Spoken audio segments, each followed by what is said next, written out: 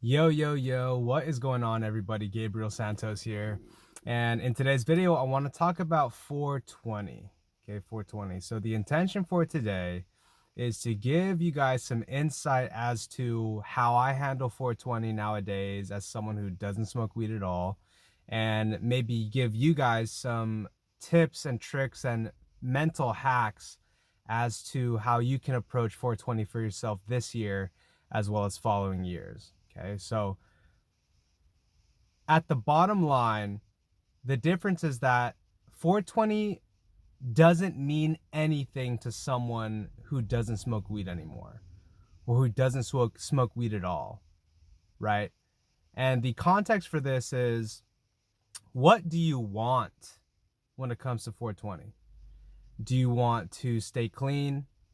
Do you want to add another layer to this? Do you want to not only stay clean, but you want it to be easy? You want it to be not a big deal? Right? So this really comes down to what you want first of all. And so my guess is that you want to stay clean, okay? But then take a look at the bigger picture, right? It's not just stay clean for 420.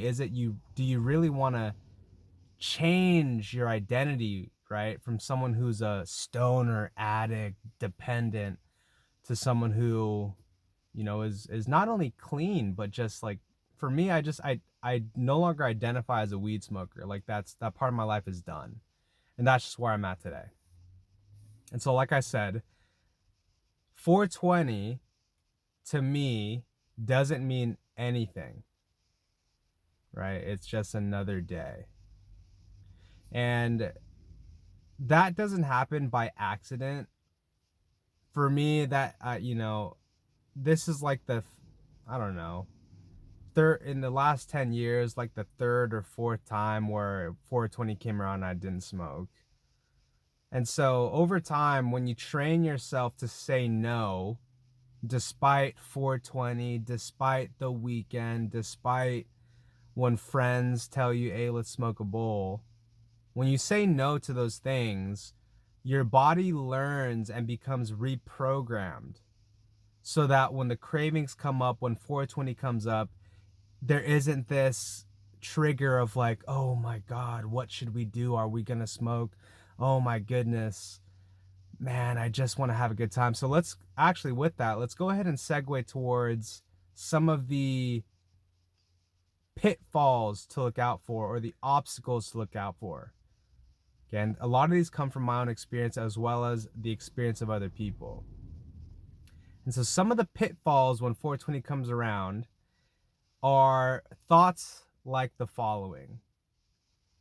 Oh my God, I just want to enjoy 420, like just have a good time, right? That's one.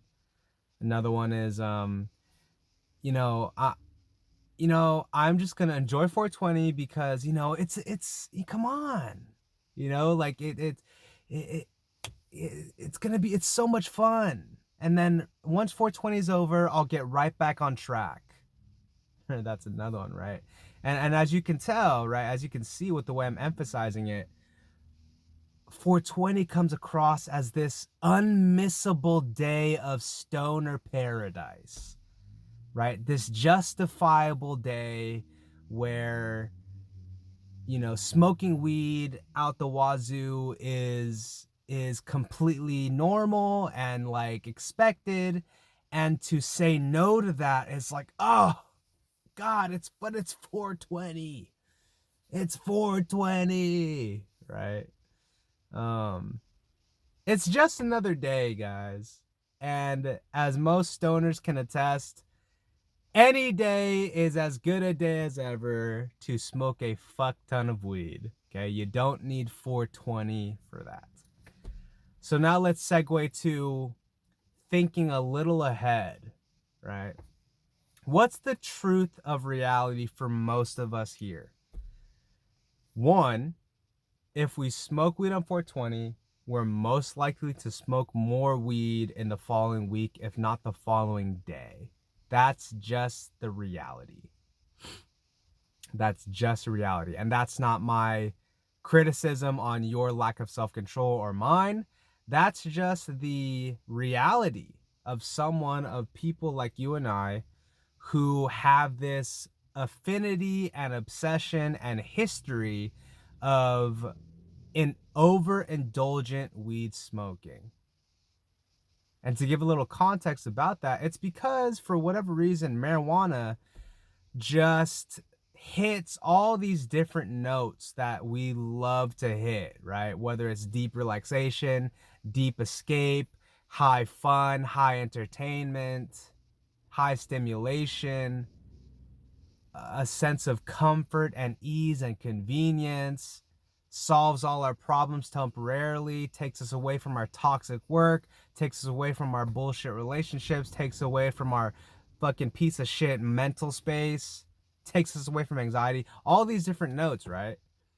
And that's the same reason why it's so hard to let go of in the first place, because of all the different ways that it serves a purpose in our lives, right? But the reason why you're watching this video is because clearly you're looking to make a change when it comes to yourself, your life, and marijuana. And you're looking to say no and stay clean on 420. Okay? And so the purpose of this little talk right now is to remind you of the pain that your relationship to marijuana is causing you, and the pleasure that you're looking to get from having a more disciplined lifestyle. And it's not even disciplined lifestyle, it's just a lifestyle away from your toxic history and abuse with marijuana. And so again, the pitfalls to look out for with 420 are this feeling of like, oh my God, I'm missing out, right? FOMO, fear of missing out. Oh my God, right? And to re-presence yourself to the pain that smoking on 420 will cause you. And the way to do that is to associate the long-term pain with the short-term pain, right? The short-term action. Because what happens is, the reason why it's so painful to let go of 420 in the short term is because, oh my God, you're present to the pain of saying no. Oh my God, if I say no to 420, that means I can't smoke the weed. That means I deny myself pleasure. That means I have to deal with all my homies, my friends, right? Telling me, yeah, what's wrong? How come you're not smoking? Oh, you're a pussy, blah, blah, blah, blah, blah. Right? But what you got to do is make the mental switch.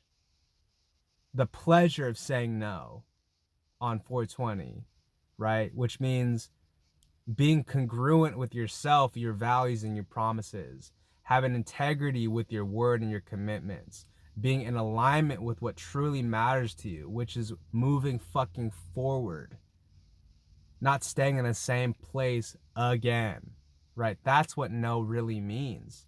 Saying no to 420 means saying yes to you, saying yes to what really matters to you, saying yes to your promises. And to maybe give you one final context on a biological chemical matter, okay? I'm not a scientist.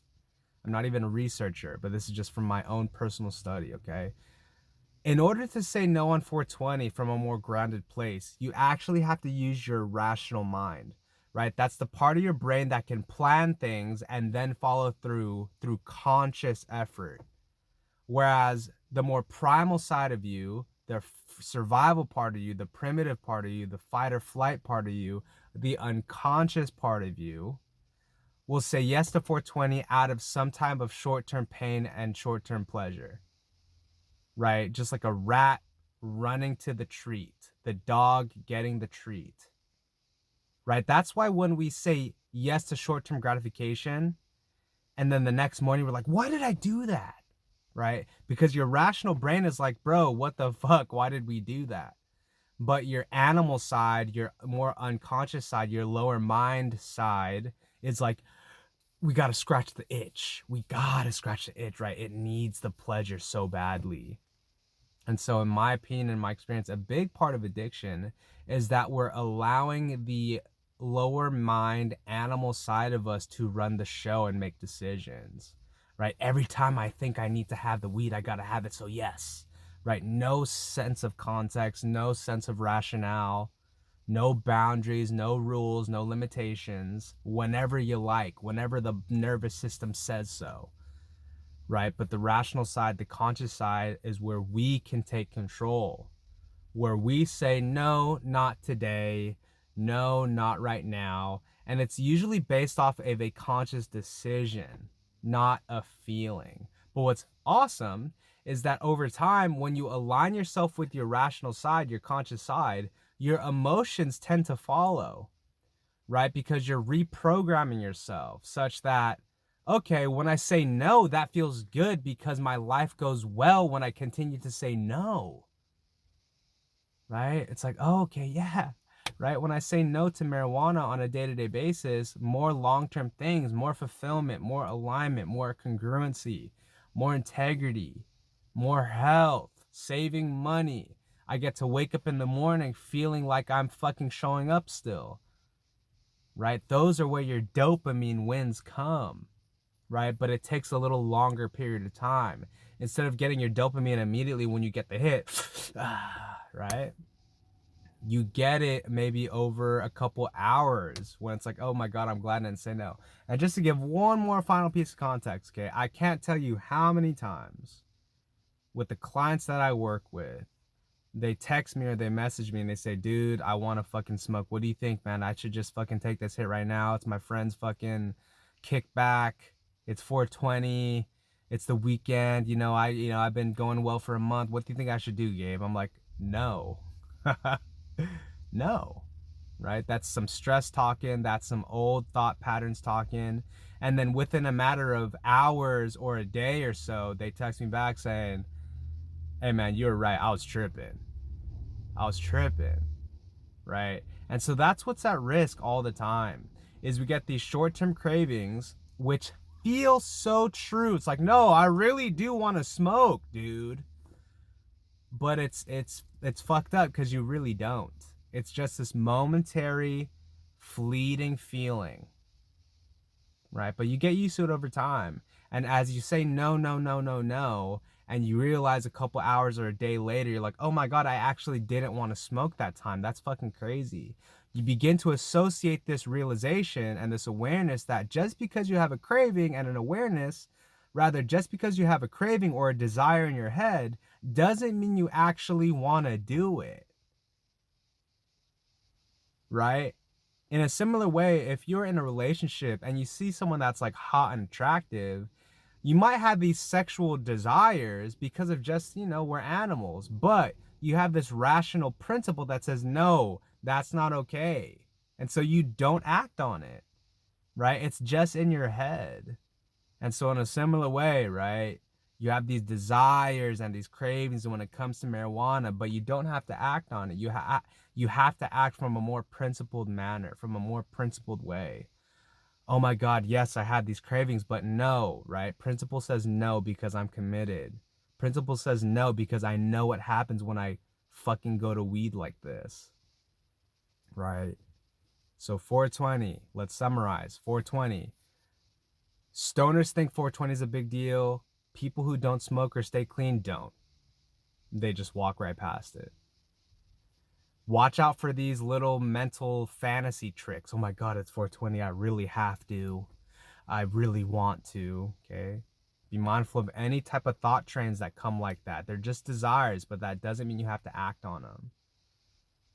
And this is all. And number 3, presence yourself to the pleasure of saying no on 420. That means I'm disciplined. That means I'm moving forward. That means I'm staying in control of myself, my life, my future. As well as the pleasure of saying, that's basically it. The pleasure of saying no, the purpose of saying no, right? And overall, I believe in you. I believe in you. And I sense that at the end of this video, if you're still here, you have more grounding and more awareness over what you're gonna do, and you're snapped out of any hypnotic trance when it comes to, oh my God, 420. And if not, look, like, there may be people that comment on this video saying, fuck this guy, I'm gonna smoke my fucking brain off on 420. Do you want to be that person? Is that who you really identify as? Right? My guess is no. My guess is you're someone who identifies as someone who is worth something, who has something to offer in this world, who has standards he or she wants to hold yourself up to, and that you know you're so much better than this, right? You're so much better than some inkling craving on 420, right? So do yourself a favor and show up how you know you need to show up. And I know that you will and can. So, anyways, hope this video found you guys well. Um, and I'll see y'all in the next video. Have a good one. Peace.